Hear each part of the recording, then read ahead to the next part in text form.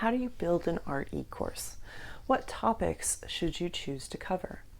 Hi, my name is Carrie, and here on Artist Strong, I help artists like you refine your skill and develop your unique artist voice. Today, I'm going to discuss the evolution of program offerings here on Artist Strong.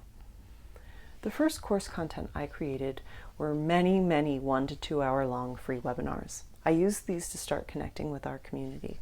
I also tested different topics to see what people enjoyed. After doing this, I decided to create a course called the Art Detox.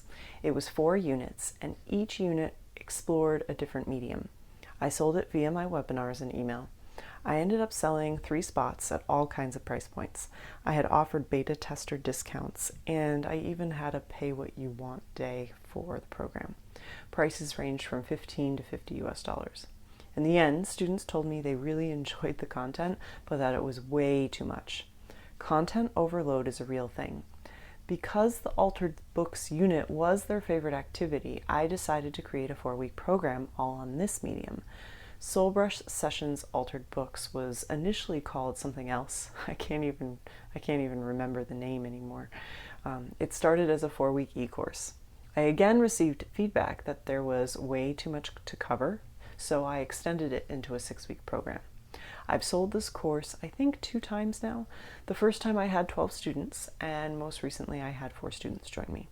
I started to see that not all students were finishing the course, so I actually took a year off between the first and second time I ran it to repackage content and to have 3 levels of access. The first, or basic level, is a self-study package that runs for 6 weeks that people can invest in at any time.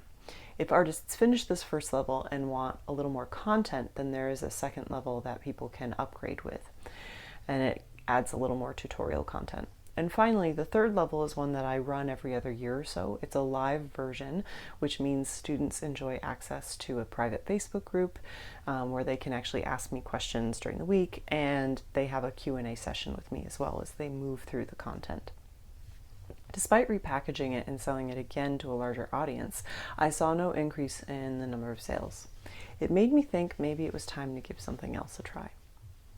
I reflected on the art that I taught in the classroom, and I absolutely loved my experience as an IB art teacher. IB art allowed me to work with student artists in a studio environment. I got to work with them over a prolonged period of time and help them build their art skills and develop and refine their artist voice. So many artists I was working with here online could use the same kind of support. I thought, why not translate this idea into an online community? Because of this, I created the Circle. It was initially packaged as a monthly membership that you could join for as little or as long as you like. I modeled it after Fizzle.co. 6 to 7 artists joined me at the start, and their problems and questions guided the creation of live and recorded workshops for those students to support their unique and individual art goals. I found creating all of the content and constantly promoting for a year-round program that it was really hard for me. It was too much. I consulted with the wonderful and insightful Jennifer Lee of Artisan Coaching. This was another investment, of course, and we packaged the Circle. We repackaged it into a 6-month program with 2 tiers of access. The first tier, the regular level, focuses on finding artist voice and starting a portfolio. The second tier, or gold level, is for artists who are in process of building a portfolio and they're ready to start developing promotional strategies around their unique goals for their art. I also offered an upgrade opportunity. Any Circle artist could hire me for 3 45-minute one-on-one sessions to be scheduled sometime during the 6 months of the Circle. The second time I launched the Circle, I had 13 signups and 1 person invested in the one-on-one sessions. Looking at long-term vision for the program, I may someday actually cap the number of students. I hope to sustainably increase signups every year to help me keep integrity of both content and my service. Most recently, I've created Better Drawing Bootcamp.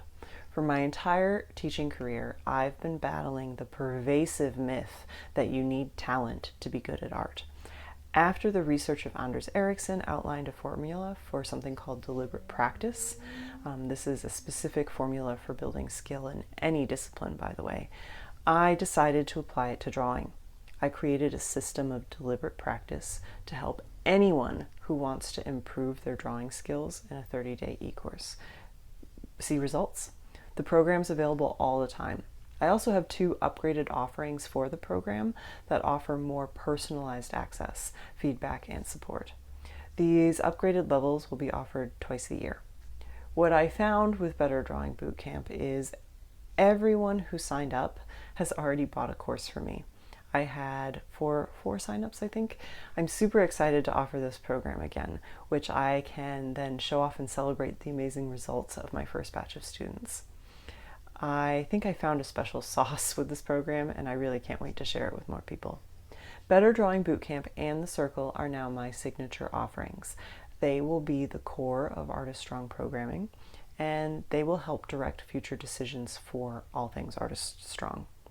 I do have other offerings though aside from courses on Artist Strong. I have a coloring book on Amazon, which I've linked below this video. I've sold somewhere around 30 copies. And the other key piece of programming is my Patreon crowdfunding. People in our community commit to a low monthly contribution, it's low as $1, towards my work, and they receive bonuses and benefits as a result of their patronage. As of this recording, I currently have 19 patrons contributing a combined $173 per month to my work. This currently covers about half of my monthly costs to run Artist Strong. I have written about and shared workshops on the benefit of using Patreon as an artist, so I knew this would encourage people in our community to sign up and give it a try.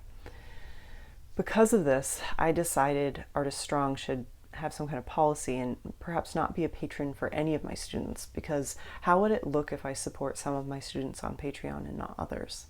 So right now, I am not supporting any. I've also decided not to support anyone until my business is at a profit. There are also 2 other pieces to this offering puzzle. They aren't exactly Artist Strong, but they are other ways that I can generate income. The first is I sporadically sell my art. When I create art in a series, I'll put it up for sale. I'm really looking forward to making this a more regular part of my life in the years to come. Secondly, I have a private tutoring job where I teach studio art and art history. Today was a long one, but I hope it offers you some insight into how I built and grew Artist Strong. The path is not linear. There are stops and starts, and I hope it helps you have a bit more patience for wherever you are at with your own art goals. Be creatively courageous. How has your art evolved over time?